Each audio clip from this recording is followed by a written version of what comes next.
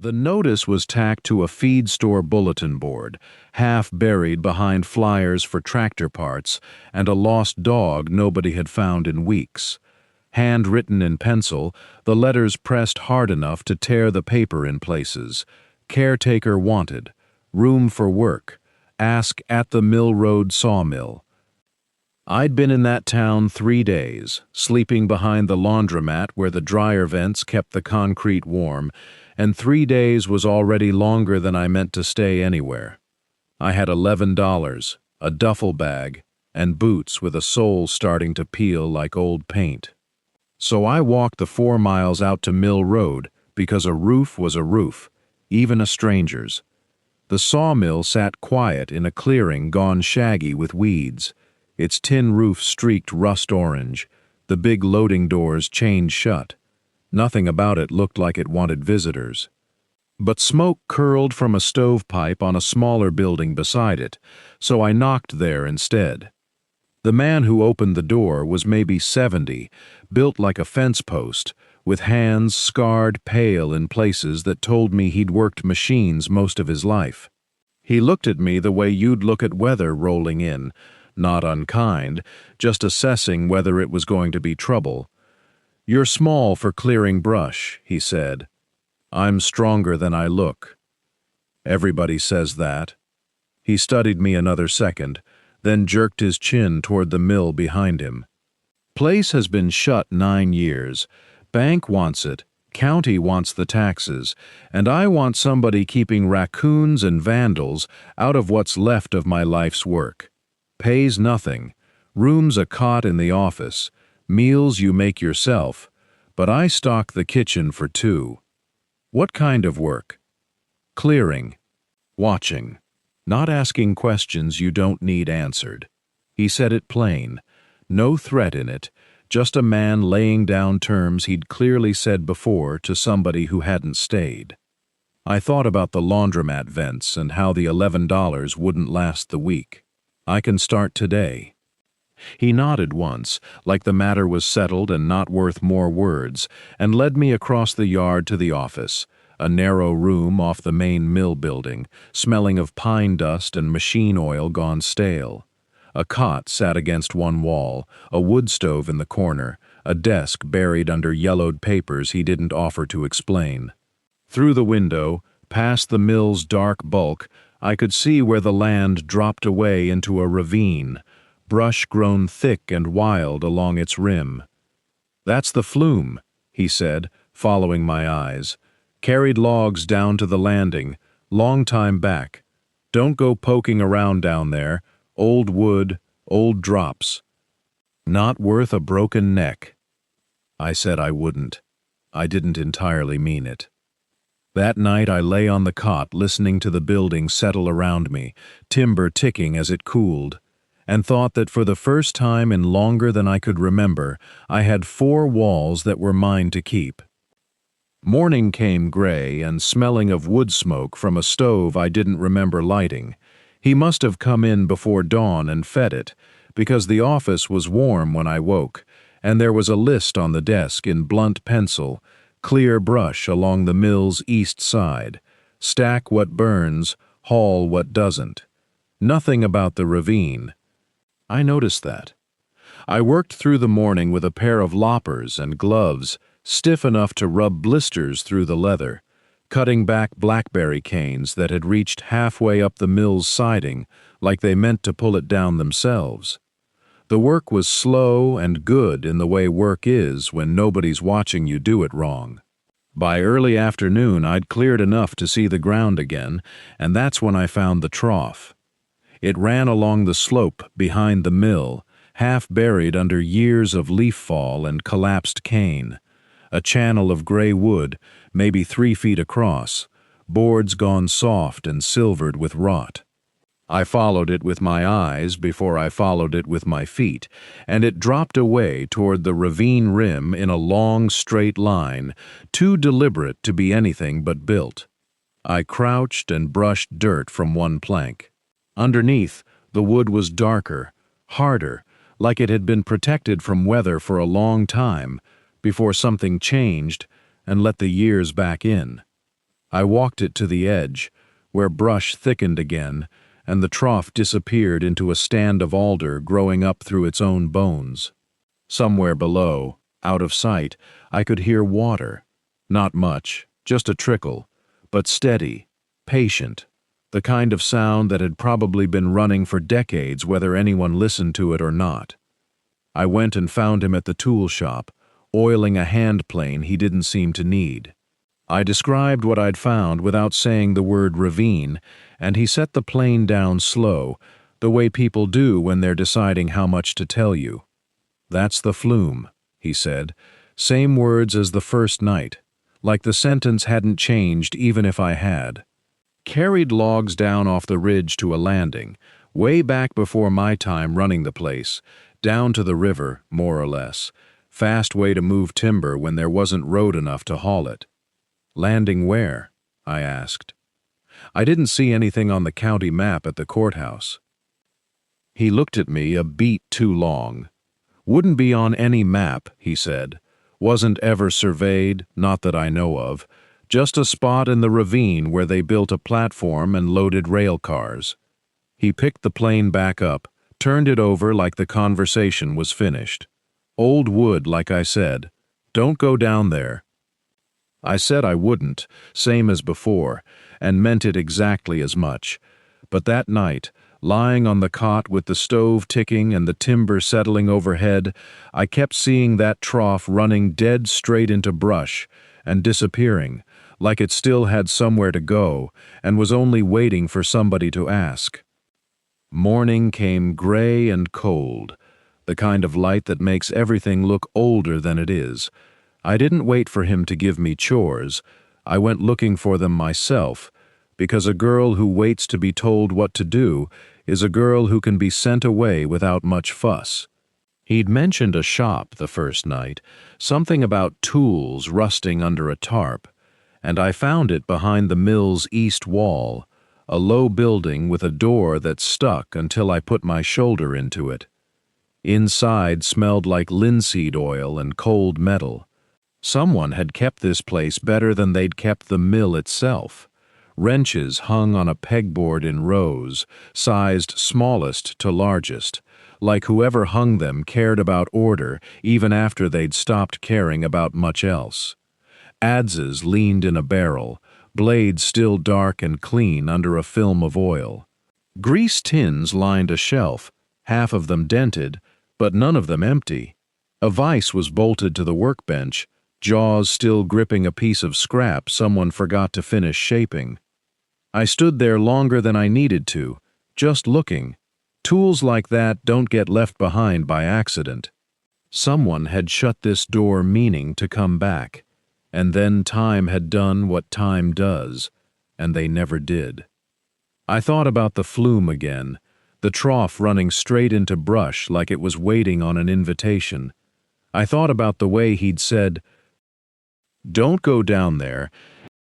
Twice now, careful both times, like the words were doing more work than the sentence let on. And I thought about the cot in the office, and how a place to sleep isn't the same as a place to stay, and how caretaking a dead mill wasn't going to earn me anything permanent if all I did was sweep floors and stack scrap. But fixing something nobody else wanted to touch, that was different.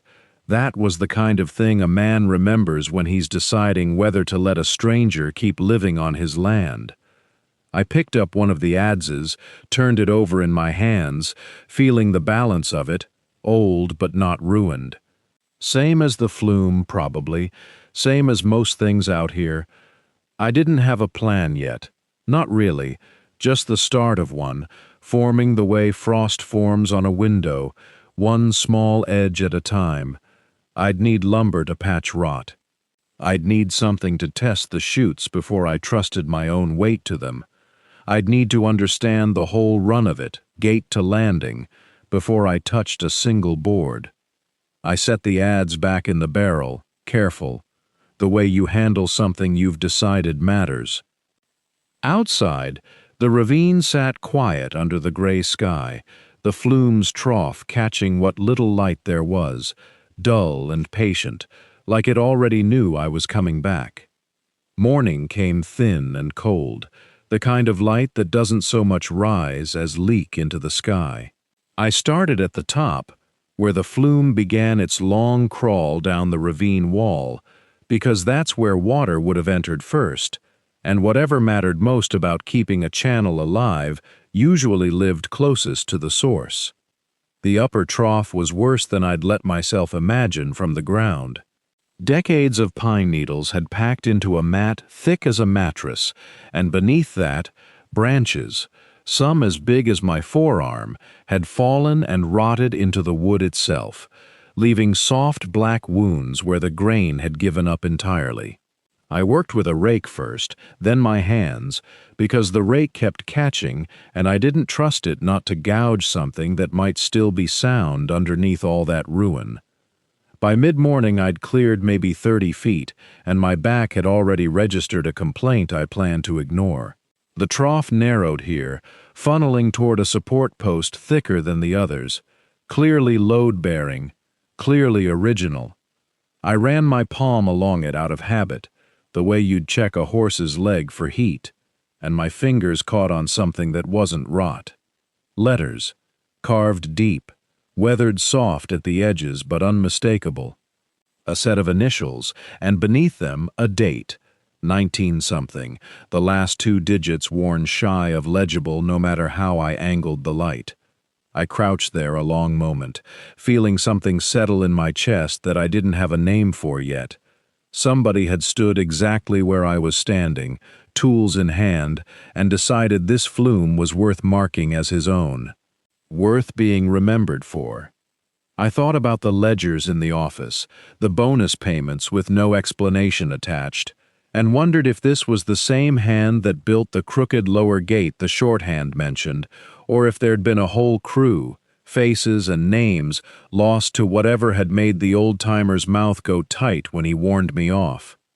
Either way, the initials felt like a signature on a promise. Somebody built this to last. Somebody wanted it known. I kept clearing past the post, slower now, checking every board for more marks, more messages left behind by hands long gone. Nothing else showed itself, not that day, but the finding had changed something in how I worked. I wasn't just hauling debris off dead wood anymore. I was uncovering something a person had made with intention, decades before I was born, and it was on me now whether that intention got to mean anything again. By the time the light started failing, I'd cleared nearly 60 feet of trough, my palms raw, my knees soaked through from kneeling in old snowmelt. I sat back on my heels and looked down the ravine toward where the flume disappeared into brush and shadow, toward the landing the county maps didn't know existed, and felt the frost edge of my plan sharpen into something almost like a shape.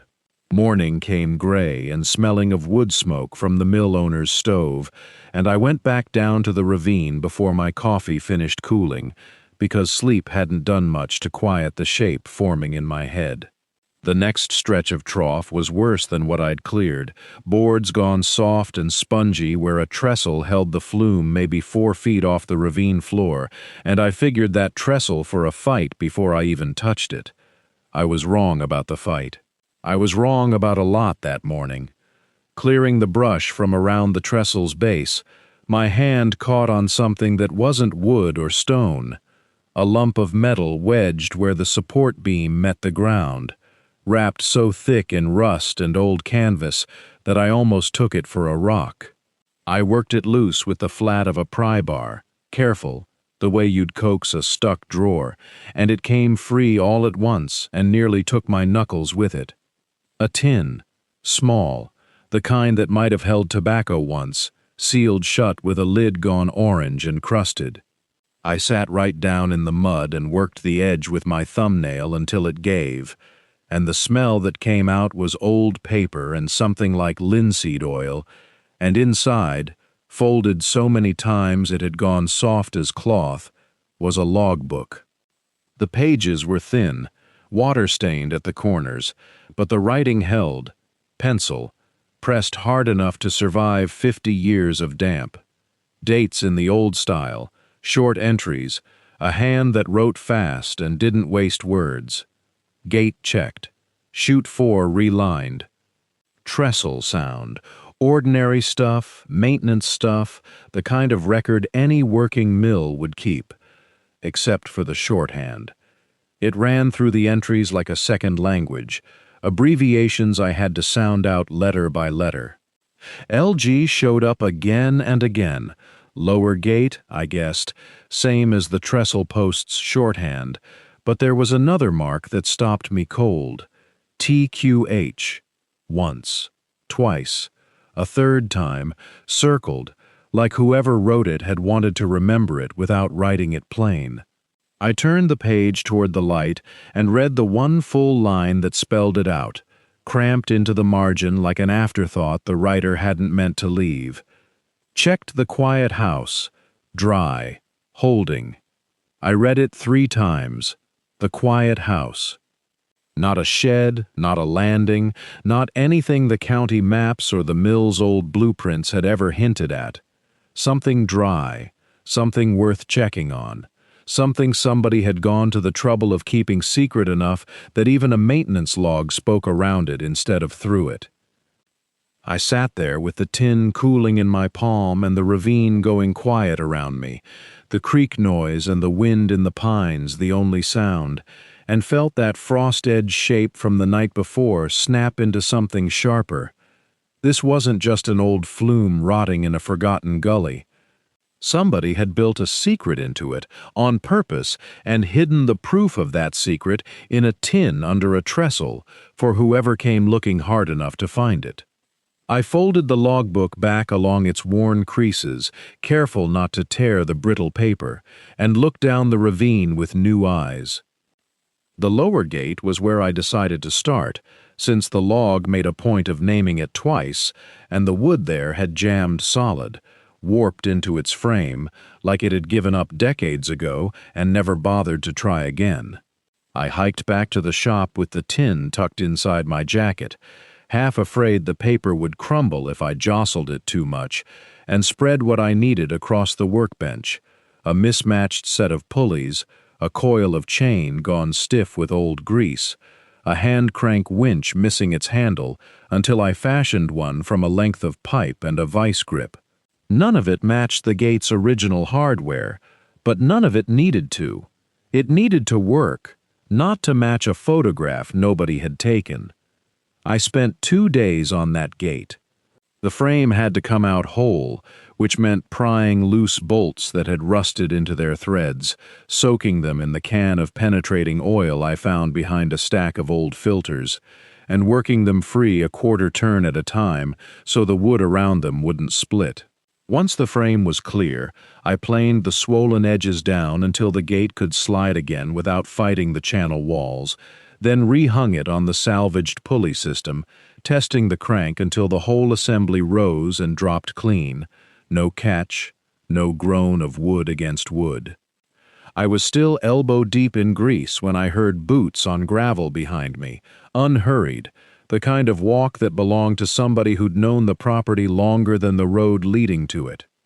It was the same old-timer from town, the one who'd mentioned the Flume before and then gone quiet about it, standing at the edge of the ravine with his hands in his coat pockets like he wasn't sure he wanted to come any closer. "Heard you were down here," he said, nodding toward the gate. "Heard you got it moving?" "Almost," I said, wiping my hands on a rag that had long since stopped being useful for that. "Just this one left before the whole run's clear." He didn't answer right away. He looked past me at the Flume, at the trestle, at the ravine wall beyond it where the brush grew thick enough to hide a barn, and something in his face closed like a door easing shut on its own weight. "You ought to leave it be," he said finally. "Best left dead, that Flume, has been for years." "Why?" I asked, and meant it plainly. No edge to it, just wanting the truth of the thing. He shook his head slow, like the answer cost him something to hold on to, let alone hand over. "Some things don't need waking up," he said, and turned back toward the road before I could ask again, leaving me standing there with grease on my hands and a gate that finally worked, and no more idea than before why anybody would want it kept broken. I stood there a long while after the truck pulled off, watching the dust settle back down over the road like it was smoothing over something it didn't want seen. Some things don't need waking up. That wasn't an answer. That was a man trying to close a door I hadn't even found the handle to yet. I went up to the office that evening instead of falling straight into the cot like usual. The gate could wait one more night. My curiosity couldn't. The filing cabinet in the corner had been locked the first week I'd been here, or maybe just stuck, rust fusing the drawers shut with age. I'd pried the top one open back then looking for a spare set of keys and found nothing but mouse droppings and a calendar from a year I hadn't been born in yet. This time I went for the bottom drawer, the one I'd never bothered with because it wouldn't budge past an inch. A little grease from the shop, and a lot of patience got it open. Ledgers. Rows of them, cracked leather spines, the kind of bookkeeping nobody does by hand anymore. I pulled the oldest one out and sat down right there on the floor with dust rising around me like smoke, and started turning pages by the light of the one bulb that still worked in that office. Payroll. Names I didn't know. Hours logged. Wages paid out in numbers that seemed small, even accounting for the decades between then and now. Ordinary stuff, the kind of record-keeping that puts a person to sleep faster than counting sheep. Except, every few pages, tucked between the regular entries, there was a second set of numbers, a separate list, 4 names, sometimes 5, repeating month after month, and next to them a bonus figure that dwarfed anything paid to the regular crew. No explanation, no job title, just names and money, steady as a heartbeat, for years running. I flipped back further, checking if the pattern held, and it did. Same handful of names, same quiet extra pay, going back to the earliest ledger in the drawer. Whoever kept these books had been careful about it too. The bonus entries were written in a different ink, like they'd been added at a different time, maybe even a different hand. I thought about the maintenance log in the tin under the trestle, lower gate, the quiet house. I thought about the old-timer's face closing up like a door, and the way he wouldn't look at the ravine wall for more than a second before turning away. 4 or 5 men, paid extra, quietly, for years. Not the whole crew, not anybody working the main mill floor. A small crew, separate, doing something worth keeping off the regular books. I sat there with the ledger open on my knees until the bulb overhead started to flicker, and I still didn't have an answer, only a feeling settling into my chest, like cold water finding the lowest point in a room. The feeling that the Flume wasn't hiding a landing at all. It was hiding a reason somebody wanted paid for silence. I closed the ledger and put it back exactly where I'd found it, squared against the folder edges, because some habits about covering my tracks never left me even when I had nothing to hide. Then I went out to the shop and looked at the Flume timbers stacked along the back wall, patched and planed and ready, and decided the questions could wait one more day. I'd been fixing chutes for weeks. It was time to find out if any of it actually worked. I built the sled out of scrap oak, low and flat, wide enough to lie across without my elbows catching the sides. I salvaged the axle off a busted hand truck I found buried under a tarp behind the shop, cut it down, and bolted it crosswise under the rear end of the sled with a lever I could pull back with my palm. Not much of a break, enough maybe to keep me from going into a landing too fast to walk away from. I tested the lever a dozen times on flat ground before I let myself think about the ravine. Pull it back, feel the wood bite. Let go, feel it release. My hands remembered the motion in my sleep that night. Morning came gray and still, no wind to speak of, which felt like a mercy. I carried the sled up to the Flume's top gate, the one closest to the mill, and set it in the trough where the water used to run before the mill ever went dry. The wood held my weight without complaint. I checked every gate downstream in my mind, the ones I'd shimmed and rehung, the trestles I'd braced, the chute sections I'd replaced board by board through August into September. If any of it was going to fail, better it failed with me on it than with nobody watching.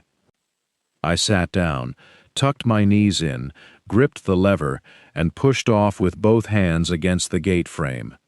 The Flume took me slow at first, just a nudge of gravity finding its old path, and then the grade dropped, and the sled found its speed, and the ravine walls blurred green and brown on either side of me.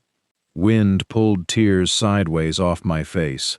I pulled the brake once through the first steep run and felt the axle bite true, slowing me enough to breathe, then let it go again as the chute leveled.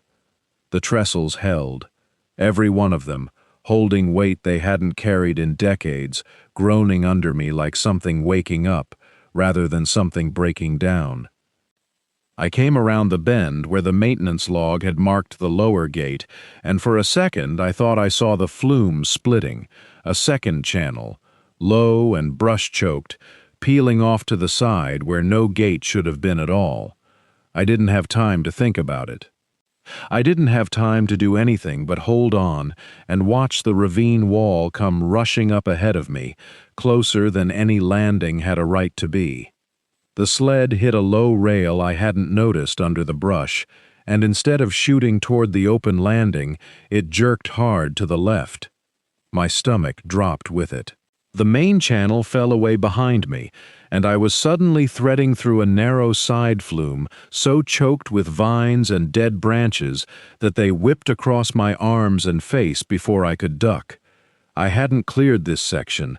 I hadn't even known this section existed. I hauled on the brake lever with everything I had. The axle screamed against the wood, throwing up a spray of splinters, and the sled bucked once, twice, then slowed just enough that I wasn't flying blind into whatever waited ahead. The walls of the side channel pressed closer than the main Flume ever had, close enough that my shoulders nearly brushed both sides at once. Someone had built this narrow on purpose. Someone had wanted it hidden and hard to use by accident. Then the brush thinned, and I saw it. A wall of gray timber set flush into the ravine rock, weathered the same color as the stone around it, so that from any distance it would look like nothing but shadow and root. A door. A real door, hung on iron hinges gone rust orange but still holding, built right into the side of the ravine like the mountain itself had been hollowed out and shut up behind it. The sled ran out its last few feet of speed and coasted to a stop against a low wooden buffer someone had built for exactly this purpose, decades ago, for exactly this moment.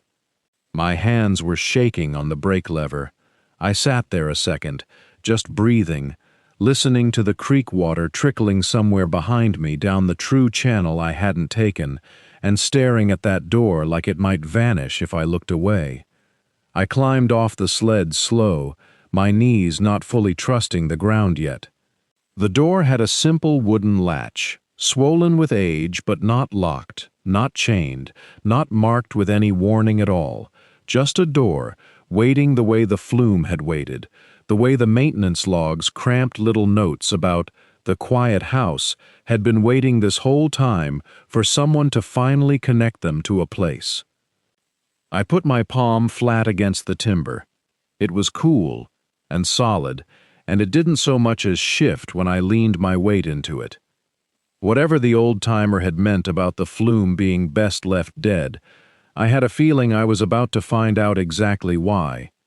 The latch gave with a groan, not a screech, like it had been oiled once and never entirely forgot how. I pushed, and the door swung inward on hinges someone had clearly cared for, dragging a slow arc through years of undisturbed air. The smell hit first. cedar and dust, and something faintly sweet underneath it, like the ghost of wood smoke. Then my eyes adjusted, and I forgot to breathe for a second. Bunks. 4 of them, built right into the rock wall, frames sturdy and square, thin mattresses still folded at the foot of each one like whoever slept there last meant to come back. A wood stove squatted in the corner, cold and rusted at the edges but intact, its pipe running up through a hole cut clean in the stone above. And along the far wall, shelves, rows of them, lined with tins and jars gone dusty but sealed, labels faded to whispers of their old handwriting. Beans, preserves. Something that might have been dried meat, wrapped tight in waxed paper that had held its shape for decades. I stepped inside slow, boots quiet on a plank floor someone had leveled by hand, fitting each board close enough that barely a draft could slip through. This wasn't a hideout thrown together in a hurry. This was built to last, built to be lived in. A workbench ran along the near wall, under a lantern still hanging from a hook, its glass smoked but unbroken. Tools hung above it in a neat row, shapes I recognized now after weeks in the mill shop. A draw knife, a small adze, a coil of wire gone brittle with age. Whoever worked here had the same habits as whoever built the Flume gates, careful, deliberate, a person who didn't waste a single motion. I turned in a slow circle, taking it all in, my chest tight with something that wasn't quite fear and wasn't quite joy either. This wasn't a hunting shack or a storm shelter. 4 bunks meant 4 people, at least, coming here regular enough to need beds of their own. A stove meant they stayed through cold weather. A pantry sealed this well meant they meant to keep coming back. Away from the mill. Away from whoever ran it back then. That much I understood without needing a single word written down. I ran my hand along the nearest bunk frame, feeling the wood's smoothness under my palm, worn soft by hands that had rested there 100 times before mine ever did.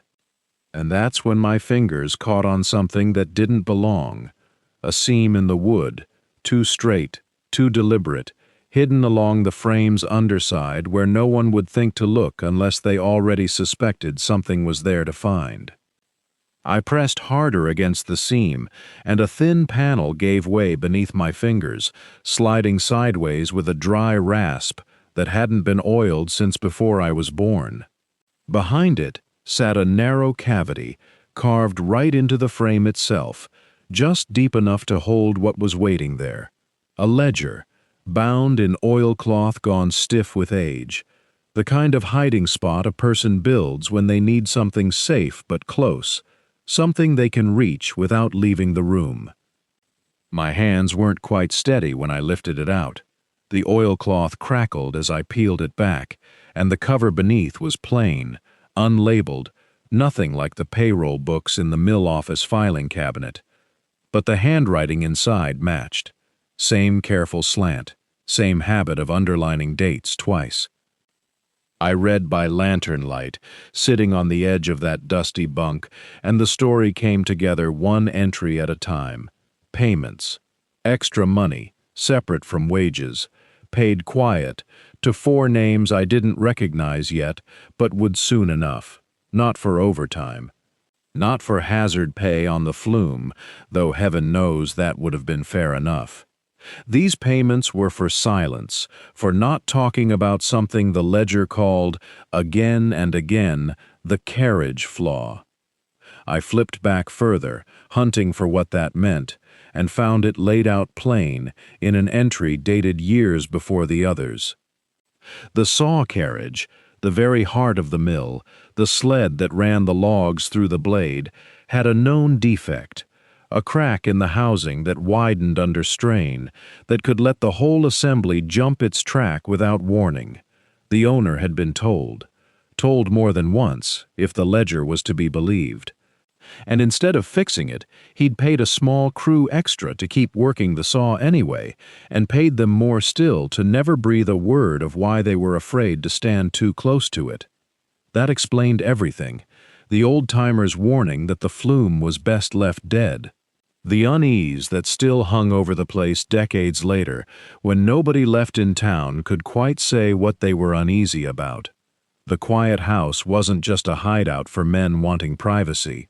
It was where they'd gathered to talk about a danger nobody would let them fix, and where they'd hidden proof of the bargain that kept them quiet about it.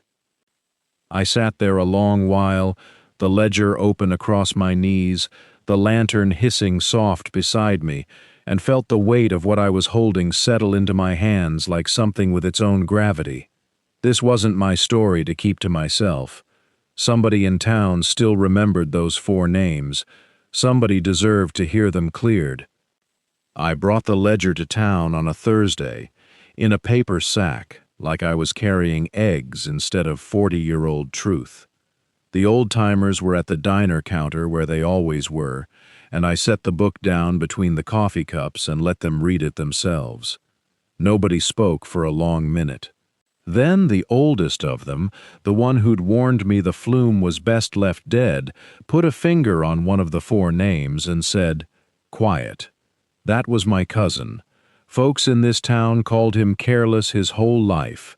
Said the saw carriage jumped because he wasn't paying attention. He closed the ledger gently, like it might bruise. Wasn't careless at all, was scared, and paid to stay scared quiet. Word moved through town the way it does in small places, fast, and without needing a newspaper, though the paper ran it anyway. A short piece on page 3, about a decades-old mill defect and the men who'd carried the secret of it without credit. The mill owner read it standing in his own kitchen and didn't say much, just nodded slow, like a man settling an old debt with himself. He didn't fight me on the bunkhouse, didn't fight me on any of it. Said if I wanted to live down there in the ravine with the Flume running past my door, that was between me and the mountain. So I made it mine, scrubbed the bunkhouse floor, aired the pantry, patched the roof where the shingles had given up decades before I was born, hung the lantern by the door instead of the workbench so it'd be the first light I saw coming home and the last I saw before sleep. I kept 2 of the bunks as they were, splinters and all, because some things deserve to stay exactly as history left them. The Flume I finished properly that spring. New gates, new chutes, the side channel cleared and marked so nobody rode it blind the way I had. The mill owner put up a sign at the road. People came from 3 counties over just to ride the sled down through the ravine and hear the water hiss under the planks, and some of that money kept the property standing when the bank had all but given up on it. I still sleep to the sound of moving water most nights, and I still think, sometimes, of 4 names on a page nobody meant to find. But mostly, I think of the light through the timber door, and how a place built for secrets became, finally, a place to belong.